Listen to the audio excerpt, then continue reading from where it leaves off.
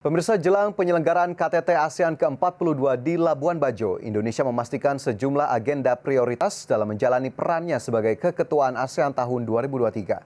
Agenda prioritas tersebut mencakup 3 pilar utama, yakni ASEAN Matters, Epicentrum of Growth, dan pandangan ASEAN terhadap Indo-Pasifik. Indonesia memiliki sejumlah prioritas dalam menjalani perannya sebagai ketua ASEAN tahun ini. Ada 3 pilar dalam tema besar yang diusung oleh Indonesia dalam keketuaan ASEAN 2023. 3 pilar tersebut adalah ASEAN Matters, Epicentrum of Growth, dan implementasi pandangan ASEAN terhadap Indo-Pasifik. Sebagai gambaran, di bawah pilar Epicentrum of Growth, Indonesia berupaya untuk memastikan penguatan ketahanan energi dalam mendukung transisi dari energi fosil ke energi bersih dan terbarukan, antara lain dengan pengembangan ekosistem kendaraan listrik regional. Keketuaan Indonesia temanya ASEAN Matters, Epicentrum of Growth. Untuk yang 42 ini, konsentrasinya di ASEAN Matters dan Epicentrum of Growth. Di ASEAN Matters itu dokumennya terkait bagaimana upaya ASEAN untuk meningkatkan, memperkuat diri, sehingga mampu menghadapi tantangan ke depan.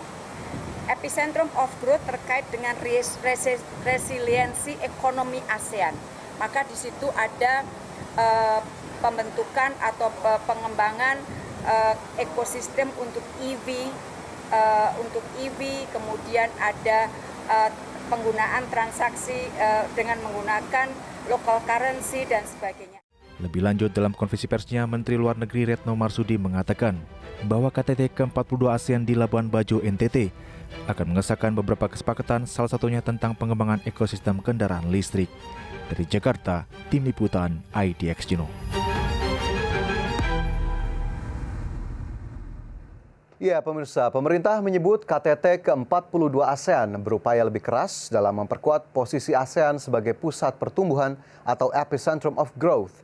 Adapun KTT ASEAN yang akan berlangsung di Labuan Bajo nanti akan terbagi dua, di mana bagian pertama adalah KTT ke-42 yang akan membahas internal ASEAN yang bertujuan memperkuat kawasan, seperti misalnya bagaimana mempersiapkan ASEAN menghadapi tantangan masa depan, bagaimana mempersiapkan peta jalan Timor Leste untuk menjadi anggota tetap ASEAN.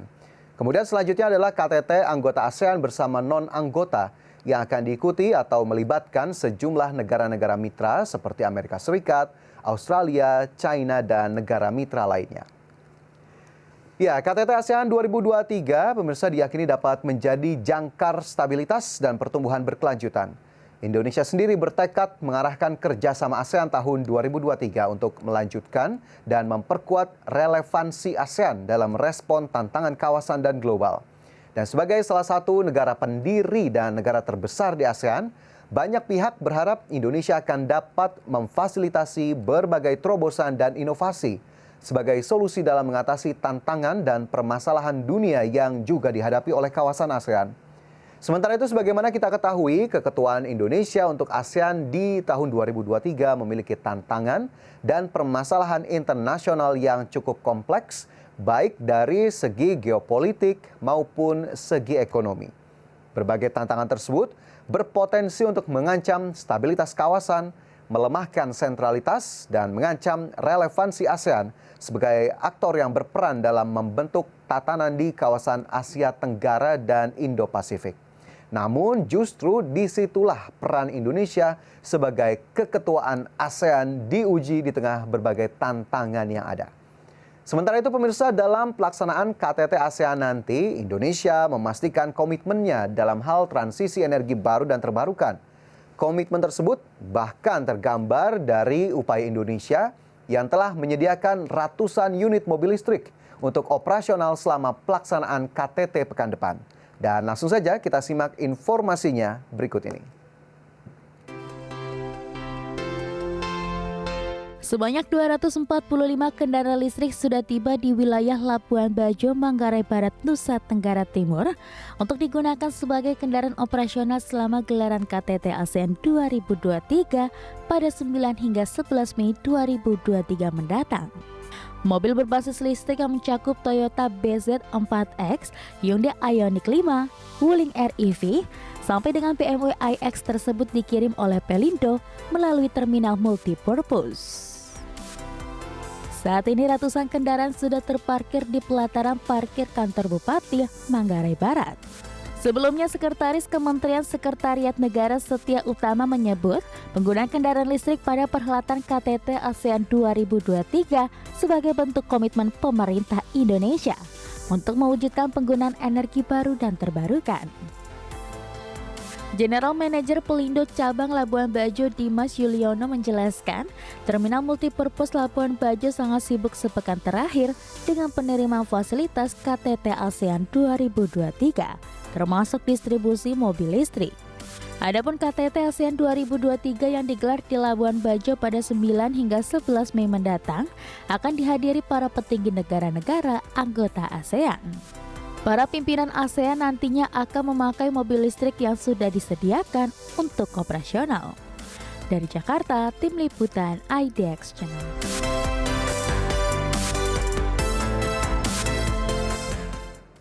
Ya, bagi Anda yang mungkin tinggal di sekitar Labuan Bajo atau di Manggarai Barat, mungkin sudah bisa melihat atau mengintip ke kawasan area Bupati Manggarai Barat, begitu ya, di mana 245 mobil listrik sudah berjajar rapi untuk kemudian nanti digunakan pada saat pelaksanaan KTT ASEAN ke-42 di 9 hingga 11 Mei mendatang.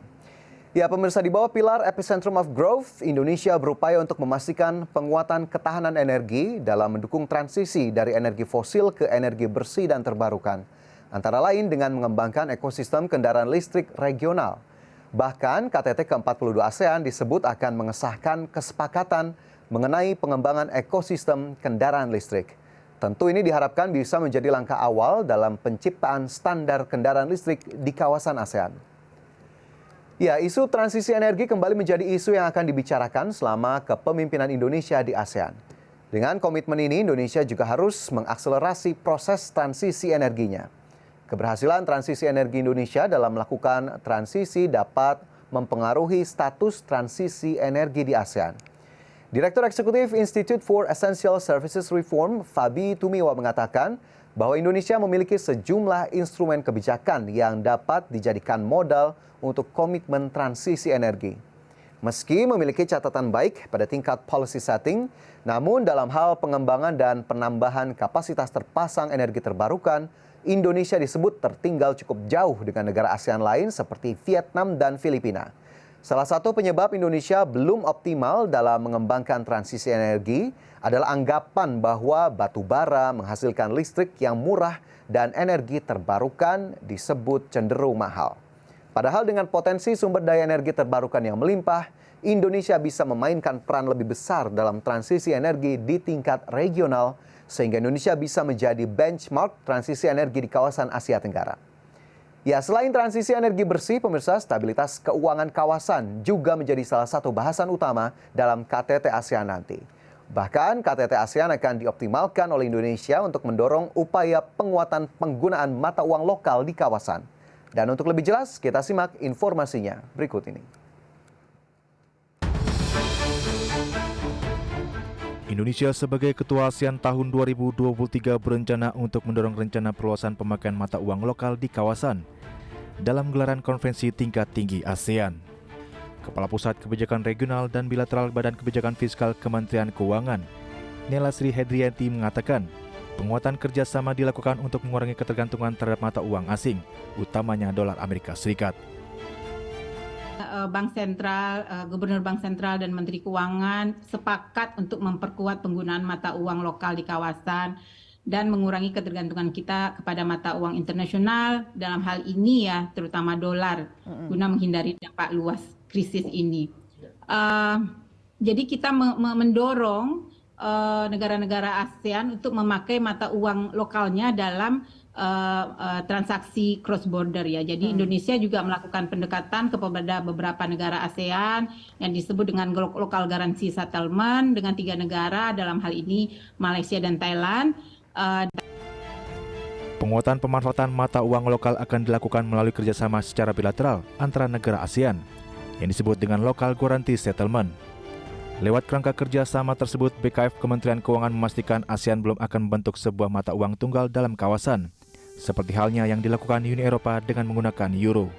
Lebih lanjut, pemanfaatan mata uang lokal negara ASEAN dinilai dapat memperkuat stabilitas mata uang masing-masing negara anggota, khususnya ketika terjadi volatilitas di pasar uang global. Dari Jakarta, Tim Liputan IDX Channel.